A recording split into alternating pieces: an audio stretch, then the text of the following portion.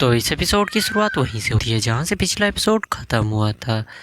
तो इस एपिसोड की शुरुआत 3 दिन बाद यांगजिंग सिटी से विश्वविद्यालय से होता है, जहाँ हमारा मेन कैरेक्टर और सभी लोग आ गए होते हैं और यहीं पर उनको 3 बड़े लोगों से बात करनी थी और यहीं पर उनका इंटरव्यू होगा और उनसे क्वेश्चन पूछा जाएगा। तो सभी लोग आ जाते हैं और हमारे मेन कैरेक्टर को पता चलता है कि जो जज हैं उन्होंने पहले से ही विनर को डिसाइड कर लिया है।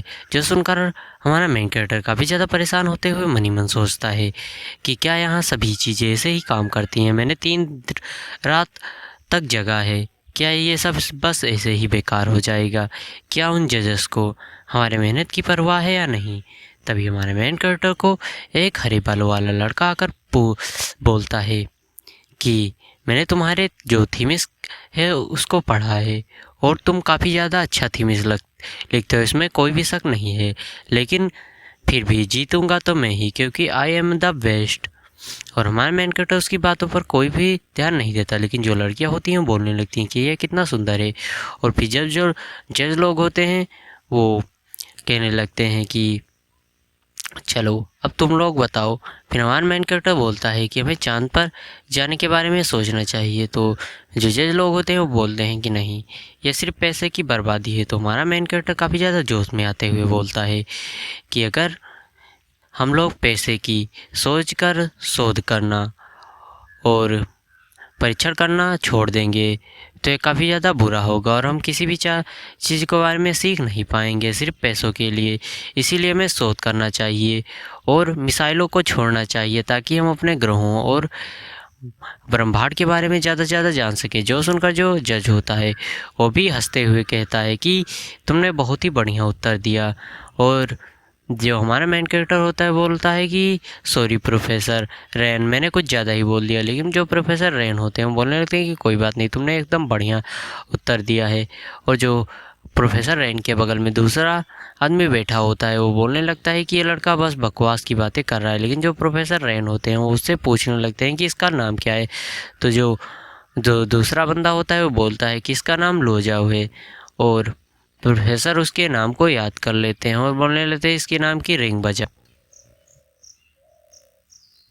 हमारा मेन कैरेक्टर और उसकी पूरी टीम बैठकर रिजल्ट अनाउंस होने का इंतज़ार कर रहे होते हैं, जहाँ जो एक रिपोर्टर होता है वो बता रहा होता है कि आज जो अंतर्राष्ट्रीय को कंपटीशन था वो उसका आखिरी दिन है और अब हम रिजल्ट को अनाउंस करने वाले हैं।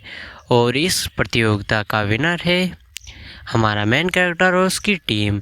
जो सुनकर वो लड़की काफ़ी ज़्यादा खुश होते हुए बोलती है कि बाबू मान लो मेरी मेन कैरेक्टर, क्या वो होटल में चले? हमारा मेन कैरेक्टर बोलने लगता है कि नहीं नहीं, इसकी कोई ज़रूरत नहीं है। वो जो उधर जो ग्रीन बालों वाला होता है वो सोचने लगता है कि इतनी मेहनत करने के बाद भी मैं सिर्फ इतना ही कर पाया। और जो उसकी हमारे मेन कैरेक्टर की टीम होती है वो बोल रहा होता है कि उसके टीम में तो सिर्फ 2 ही बंदे थे और वो भी कितने ज़्यादा बेकार थे, उसने कैसे ही ये कर लिया, वो फर्स्ट कैसे आ सकता है, मैं उससे हार कैसे सकता हूँ। और फिर वो सोचने लगता है कि नहीं, उसने 2 बंदों का काम अकेले ही किया और ये वो डिजर्व करता है। और इधर हमारा मेन कैरेक्टर का सिस्टम में उस दिन पूरा हो चुका था और सिस्टम उसको बताने लगती है कि तुमको 2000 एक्सपीरियंस पॉइंट और एक स्पिन घुमाने का मौका मिलता है।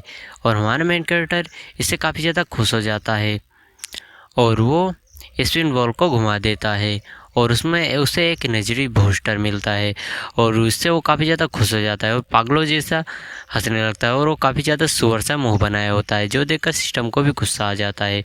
और सिस्टम उसके एक टपली मार देती है और बोलने लगती है कि अब अपना अगला मिशन स्वीकार करो, इस बार मैंने तुम्हारे लिए सबसे जो आसान मिशन है उसको सेलेक्ट किया है, इसके लिए तुम मुझे धन्यवाद बोलो।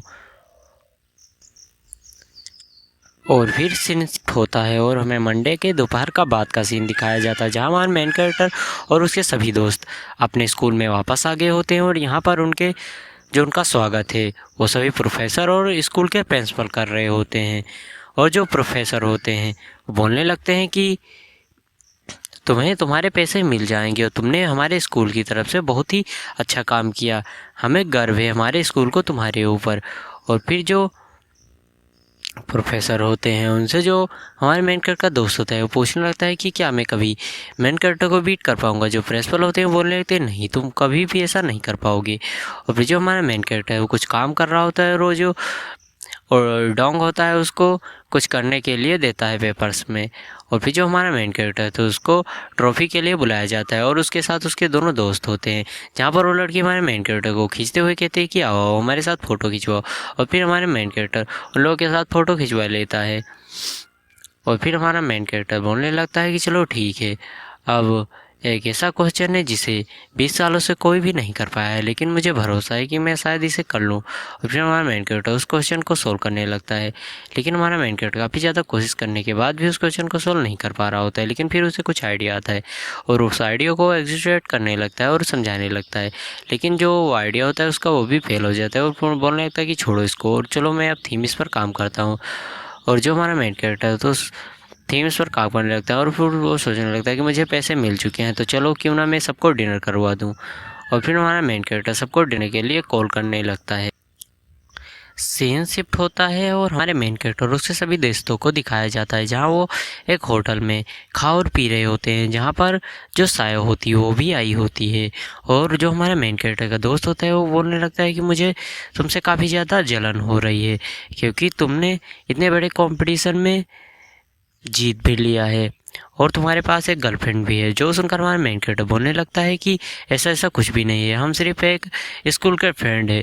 जो सुनकर सायो को गुस्सा आने लगता है और मनी मन सोचने लगती है कि यह लड़का एकदम बेवकूफ़ है। और फिर वो मेन कैरेक्टर से बोलती है कि मैं अब यहाँ से जा रही हूँ, मुझे कुछ काम याद आया। और फिर हमारा मेन कैरेक्टर बोलने लगता है कि तुम कुछ क्यों नहीं खा लेती।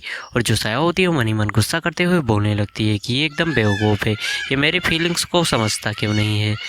और फिर जो हमारा मेन कैरेक्टर होता है वो बोलता है कि अच्छा ठीक है तुम जाओ। और जो साया होती है वो मन ही मन सोचने लगती है कि तुम ज़िंदगी भर बस सिंगल रहोगे।